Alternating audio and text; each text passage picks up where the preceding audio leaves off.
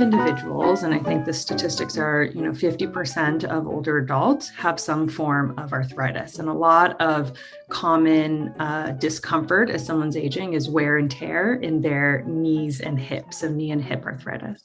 There's a big link between having pain in your joints and actually being at risk of falling, because when you have pain, you notice someone starts to walk a little differently, so it changes their gait, and then that can impact, their ability to restore their balance or maintain their balance as they're doing things. Hello, and welcome to Not Born Yesterday, a podcast dedicated to older adults and the challenges and joys of aging. I'm Miriam Goodman. Not Born Yesterday is brought to you by Next Village SF, a local nonprofit providing older adults in the Northeast neighborhood of San Francisco with support to help age in place. I'm Lynn Winter-Gross.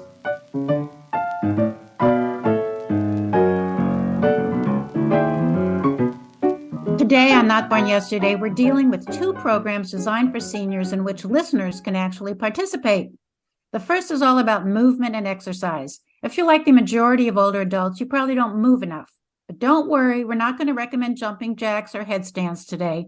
Instead, we are simply reminding you that moving is like medicine, and exercise can improve physical and mental health. Our guest today has developed an exercise program for older adults, which is based on scientific research. Her program concentrates on better balance, more strength, and less pain. We know there are many exercise programs available online and elsewhere, but we thought a program based on science and designed specifically for older adults would be of interest.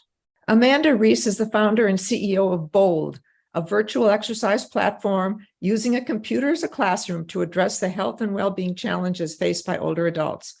The trainers at Bold know how to modify exercises to accommodate health and mobility conditions, so every member can participate, whether sitting or standing, without going to a private studio or hiring a personal trainer.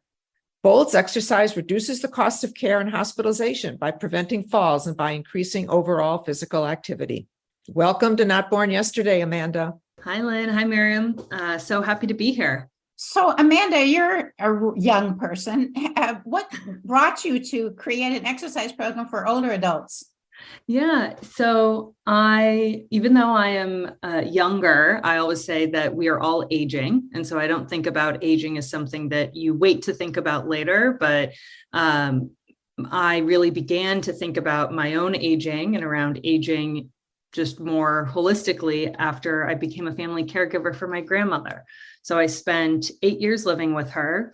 Some of that, she was pretty independent. And then as she needed more support, I was really interested in seeing how exercise and certain things in her lifestyle really changed her overall health. And so that really led me to dig more into the science and the business in healthcare and see if there's a way that we can do more prevention and more exercise for everyone as they're aging, but especially for those who I think don't have the best exercise options today. So you said that your program Bold is based on science of exercise. What does that mean? Sure. So there has been a ton of research around exercise and fall prevention going back for decades. And there's a lot of guidance and a lot of research to support that the number one way anyone can prevent a fall is through balance and strength exercise. But exercise is, every type of exercise has different types of benefits. So walking is really good for physical activity, for getting someone outside. Doesn't necessarily help with balance. And so I don't expect that most people need to know all of the science of what exercise is good for what kind of benefit. And at Bold, we basically think about doing all of that research and presenting it so it actually flips the conversation. Somebody comes and says, I want to work on my balance, or I want to work on having less joint pain, less stiffness with arthritis. And then we can say, well, here's what the research says, and here's a program that basically takes that research and puts it into action. And who created these programs? Yeah, so we have a team of expert exercise scientists, kinesiologists, and physical therapists. And every program is built by sort of a team of experts in teaching exercise classes, whether it's in gyms, fitness clubs, senior communities, and then researchers who are also really interested in, hey, is this consistent with the best practice? And I think it's important to have that blend, because it can feel really fun to do an exercise class with music and someone, talking you through how to do it. And it can feel pretty boring to do the exact same exercise if you're given a sheet where you have to read every exercise and follow. And so we like to say we sort of bring the best of both sides together, where every class is a class with an instructor guiding and talking you through it and keeping you engaged and motivated. But then it's all based on those same series of exercises. It's just how it's presented and what makes it bold. I read that you have a degree in chemical and biological engineering. How did that prepare you for this idea? Yeah. Well, I myself have spent a lot of time doing various research projects and working in lab settings. But chemical and biological engineering, I like to think, is very systems oriented. So you're thinking about the interconnectivity of different components of a system, how they work together, how changing one thing might have an impact sort of further down a process or a pipeline. And our bodies are like that, right? Our bodies are a system of our thoughts, our feelings, our beliefs, and our actions, and then what's happening biologically in our bodies. And so being able to see that system and think, well, it's not just going to a doctor for health, right? Your health is more than a doctor screening, diagnosing, and treating you. Your health is like really a lot of the lifestyle that you lead and the actions that you do outside of a doctor's office. And so seeing that connection and understanding the science between sort of lifestyle and behavior science and exercise science and overall health kind of, I think, is a way of thinking that I learned ages ago in school. You mentioned doctors, and we've talked in the past about how few doctors talk to patients about the importance of exercise. It's really a missed opportunity, but I also think we, have we have another set of issues in medicine today, with clinicians getting incredibly burnt out, not actually having enough time to spend with patients. And so, yes, it's a missed opportunity to say, hey, you should be doing this type of exercise or this type of program, or here are some suggestions for your maybe nutrition or other things that you can do that are different than a surgery or a prescription. But I also think that doctors have not enough time, and they kind of have to triage and think about what's the most important thing I can get into a conversation. So we at Bold actually work with health insurance organizations. So we have opportunities to say, hey, this is covered, right? There's no additional cost to enroll in Bold. It's vetted by, your health insurance already. And so you can trust that it's going to be what you need in order to support better aging.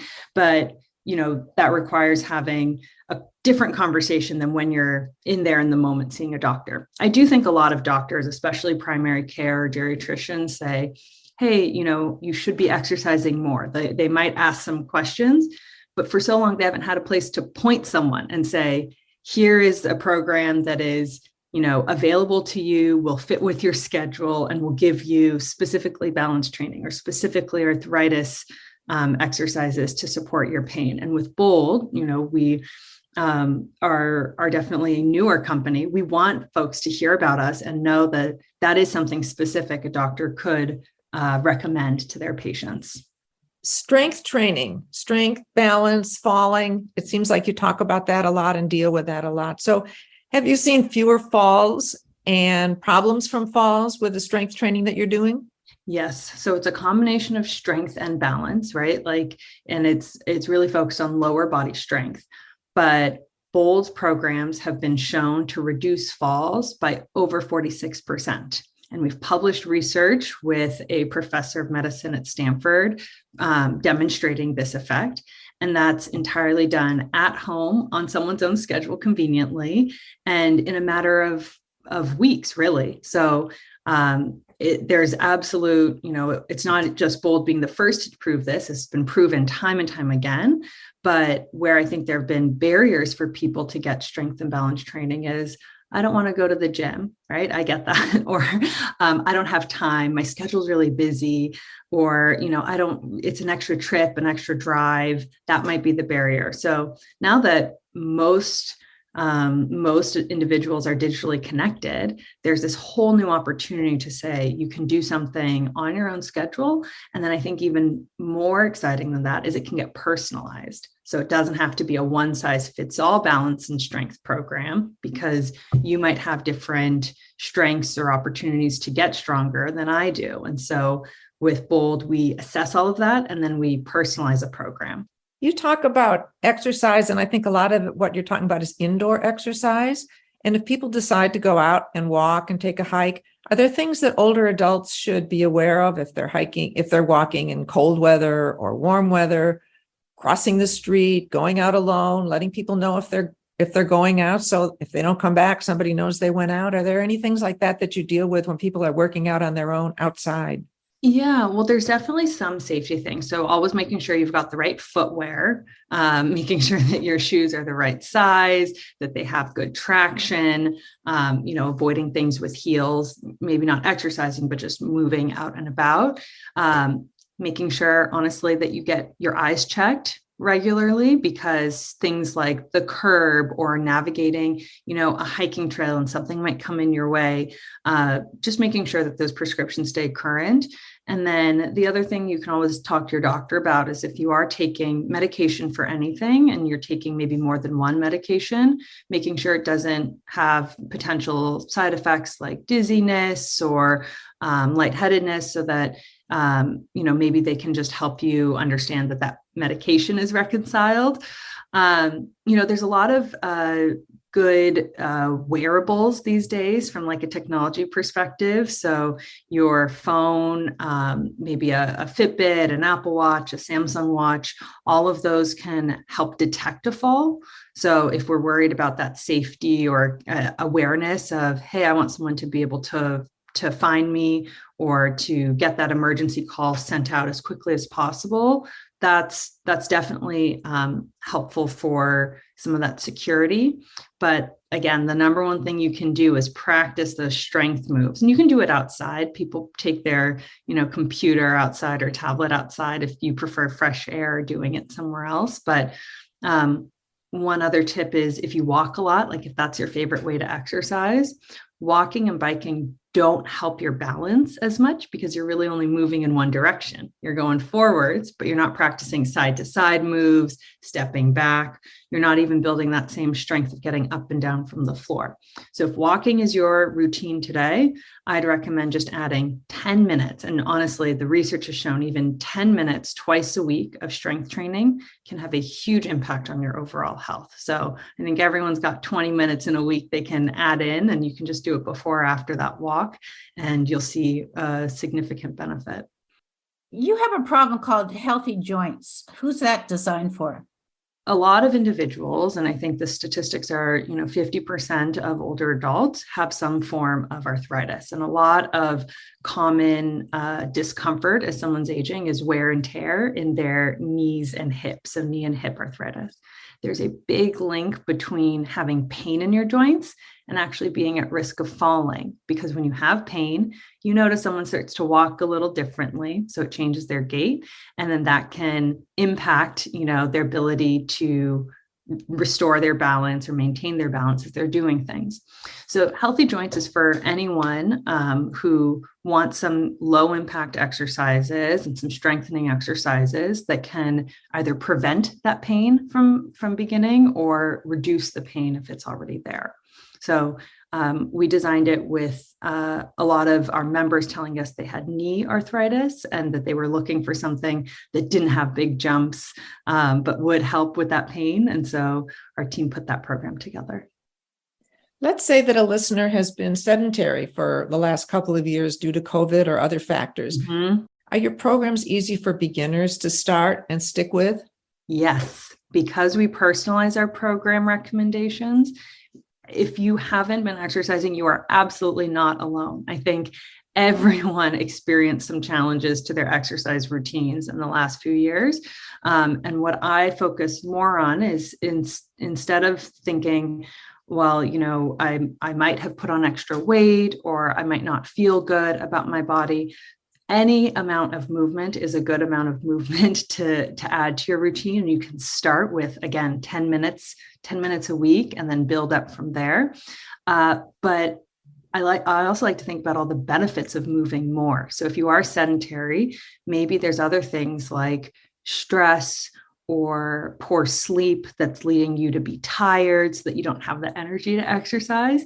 And actually, a lot of research supports that exercising regularly improves sleep quality and can help be a really good way to mitigate stress, and sort of restore mental wellness, or keep you feeling mentally well.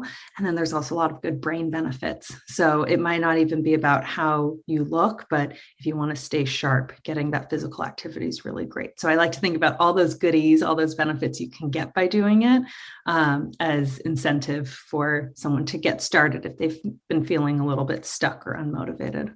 Thank you, Amanda. That was Amanda Rees of Bold. For more information, contact agebold.com and start working out. Thank you, Amanda. Thank you.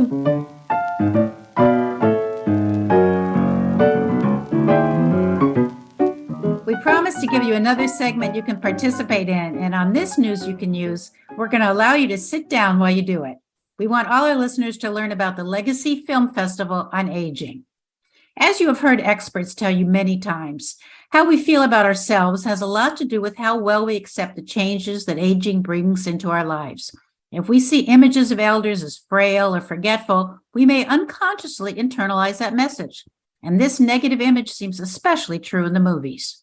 Sheila Malkind is dedicated to changing that image. As the founder and executive director of the Legacy Film Festival on Aging, she presents documentaries and feature films that celebrate aging. Now presenting its 11th festival, this 10-day event shows independent and feature films that portray the variety of later life experiences. While most of the earlier festivals have been in person in San Francisco, the upcoming one this January, the 2023 January Festival, will be held on Zoom. This is actually good news for anyone not in the Bay Area, as you will be able to see the films no matter where you live or what time zone you're in. When COVID-19 shut down the 2020 plans for the 10th annual Legacy Film Festival on Aging, Ms. Malkind said all they could do then was to learn how to use Zoom and present a virtual film festival. She said, despite our vast ignorance, we decided to go for it. We chose our digital platform and hired a small staff of technical specialists taking moviegoers on a voyage into cyberspace. This year's festival will run from January 6th through January 15th, 2023.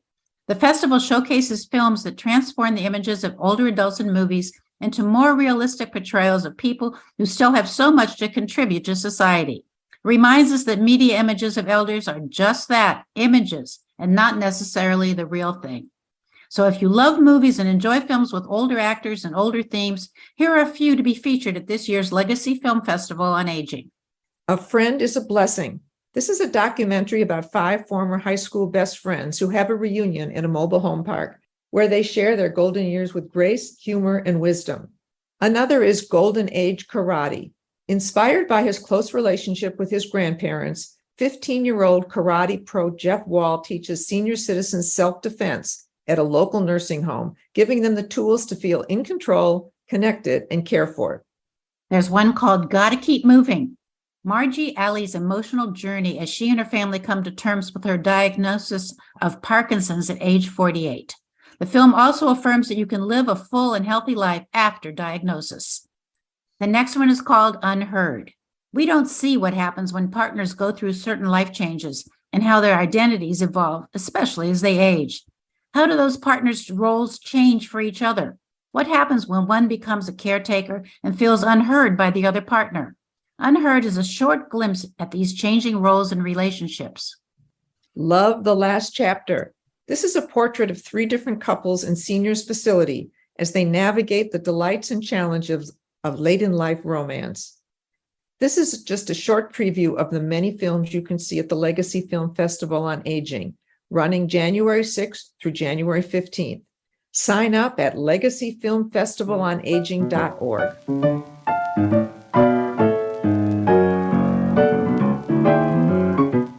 And that's our podcast for today.